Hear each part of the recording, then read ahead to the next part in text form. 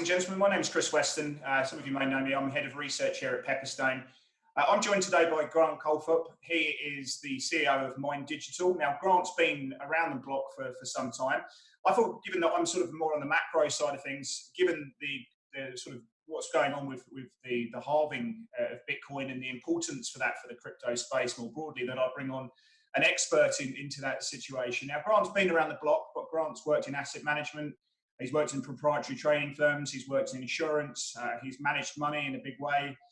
So I think he's perfectly placed to do this. Now, obviously, Mind Digital, I implore you to go and have a look at them. They're one of the sort of the leading cryptocurrencies and crypto asset firms in Australia. So do reach out. So I think he's perfectly placed to talk about what's going on in the crypto space and this specific event more broadly.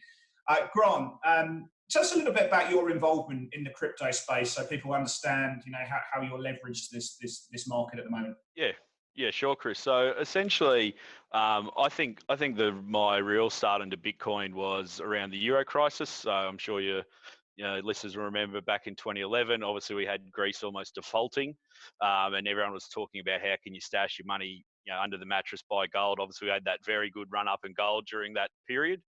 And so at the time I was a prop trader, and to be honest, it was just really one of the things that sort of entered into the psyche was like, oh, this Bitcoin thing, that would be a great way if you were in Greece and you wanted to get your money out of the country. That was the real precursor to it. I didn't really do any activity in it at that stage. And then really fast forward to about the beginning of 2016, I think by that stage we'd had the Ethereum ICO and Bitcoin had started gathering some real momentum. And a very good friend of mine who now runs a proprietary trading firm focused solely on Bitcoin. Cool. So let's go straight to the halving. So the halving is taking place next week. Do you want to just tell us a little bit about the halving itself of Bitcoin and why people should be interested? Why is everyone who's involved in this stuff really super interested in this? Sure. So essentially what it is the way that the whole Bitcoin protocol was designed was to incentivize miners who secure the network to secure the network.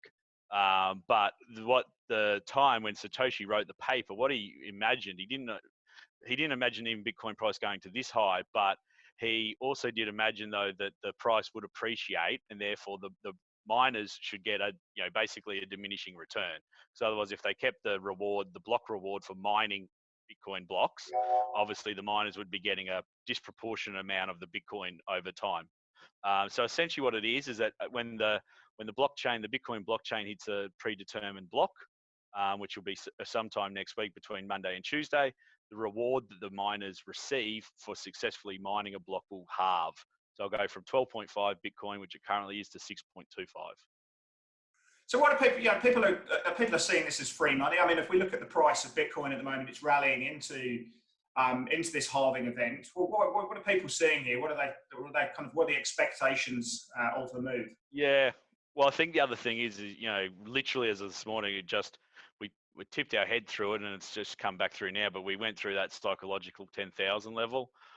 Also, I think for your listeners who, cover other assets as well, the other important thing is essentially the pre-COVID level in Bitcoin was about 10,500, 10,600. So essentially we've almost recovered the entire pre-COVID move, which is, obviously that's it. Yeah. Which obviously has outpaced any other risk asset globally. It's outpaced S&P, it's outpaced the equities, outpaced Aussie dollar. Is it buy the rumor, sell the fact? Well, it's not exactly a rumor. It's been well known, but I think, the participants at the moment are maybe thinking there might be a post-halving dump. Given the exuberance coming into it.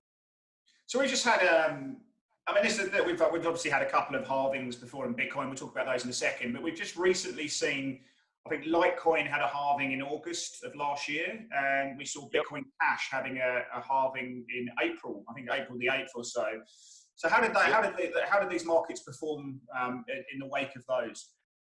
Yeah, so the Litecoin one, I guess, pretty much is set sort of is the Litecoin Bitcoin and as an analog, Fortune's favorite thing, has played out pretty well. Litecoin rallied into the halving happened, and then it sold off. And also, to be honest, we got to recall that the August from until really the end of the year last year was a weaker period for crypto in general. So it was going to obviously have a hard time to rally, in isolation. So talk to me about the previous Bitcoin halvings and what makes you Yep. believe that we could see, how did price actually play out after the halvings of the last two? Yeah.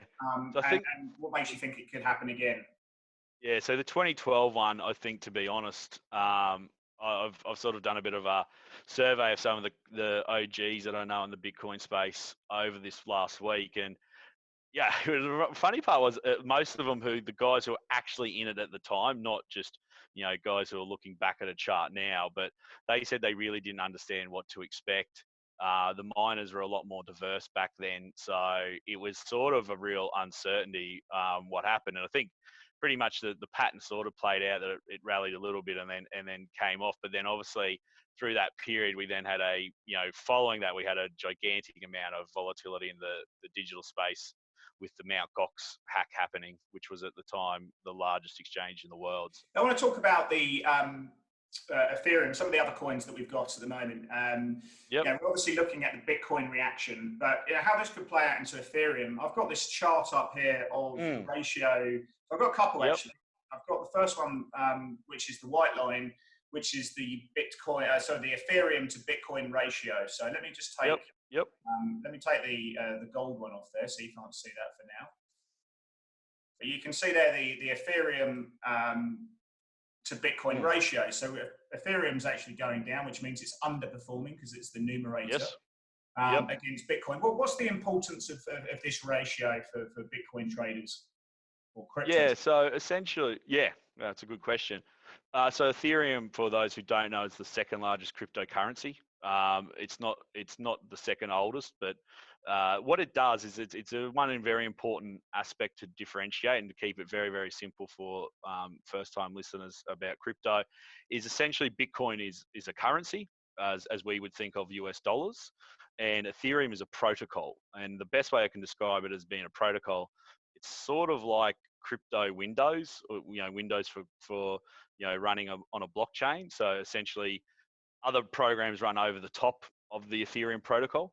But where it's definitely gained a lot of traction recently is it's the main protocol now used for stablecoin transmission. So again, just to introduce that concept, a stablecoin is basically a digital dollar, but it's not backed. It's not issued by the Fed Reserve or a central bank. It's issued by a private company who then says, I've got these deposits that backs the currency. So essentially, I've always looked at this ratio, sort of like a risk on, coming back to your listeners, I understand risk on, risk off type parameter, but for crypto. So at the moment, we're just seeing the flight to Bitcoin, which is basically tells me it's the persons who are coming in are just wanting to get access to the most well known. It's coming into the halving as well. It's like sort of like buying a stock going into, ex-divvy or earnings season, etc. You're trading around the event. So we've seen that pump. We've seen Bitcoin go, strong outperformance. But I think post the halving, I think we actually might see some rotation, people taking their profits out of Bitcoin and coming into Ethereum. So I think, you look at the chart there, we had a recent swing low at about that 0.02 level.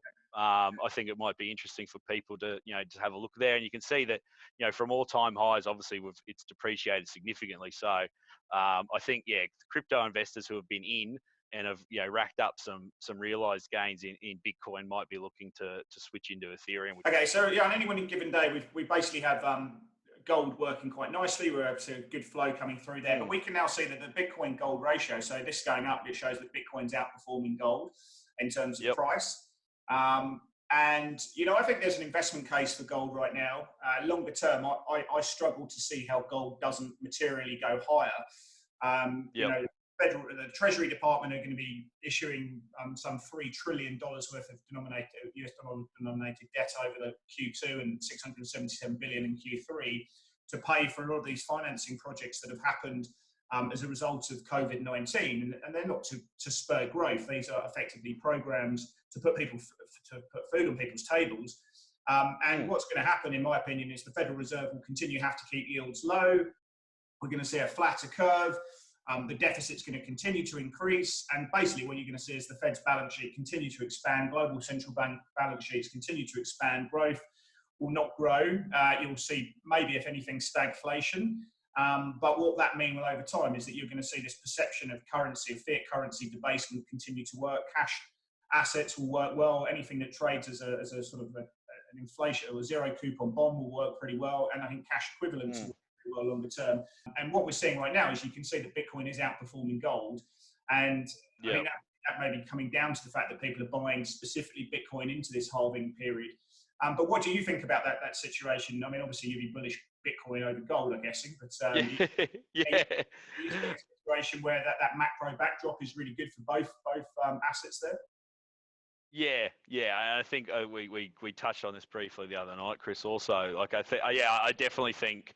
I think also we're going to have a lagged effect, which again I know we touched on. I think a lot of these policies that are coming through now, whilst we would have, everyone's sort of trying to position for the impact, is we're actually still going to see that delayed. I think maybe 3 to 6 months. I think the other thing is we don't know is obviously the second round order effects of the COVID restrictions and potential fallout from it. So I think that's going to create another period of uncertainty, which obviously, investors, you would think be looking for something, as you said, more cash equivalents or alternative holdings to just cash, given it gives no yield, but they want something that's not, a financial asset essentially, which obviously, Bitcoin and gold very much nicely fall into that. I would say traditional gold investors are still quite skeptical of Bitcoin, but on the flip side of it, I would say definitely most Bitcoin investors are very open to gold, if not, own a little already. So I think from the, just depends on how you approach it, but I think for a lot of investors out there, the idea is actually to own both.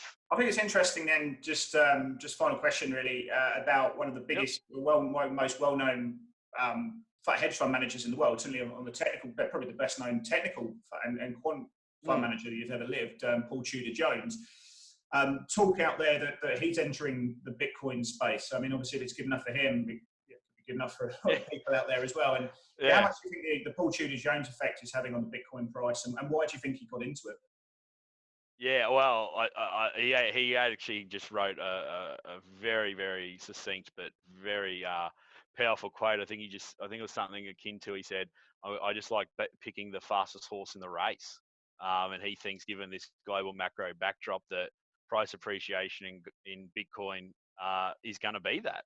So I think from the impact point of view, to be honest, we've had obviously Mike Novogratz, a very famous macro investor now, heavily involved in Bitcoin for quite a while.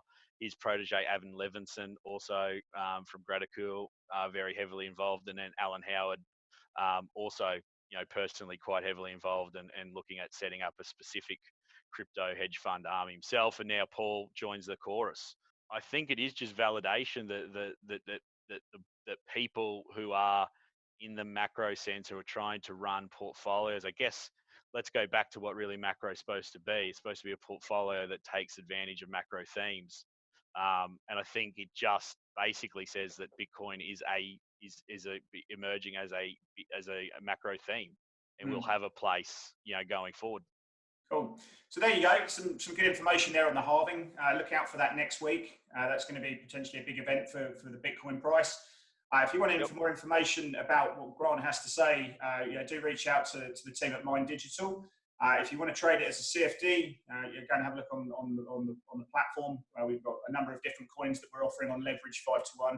So that might be something that you're interested as well. But thank you for joining us, and hopefully we'll do well out of the next week's event. Thank you very much, Chris. Have a good one, mate. Cheers.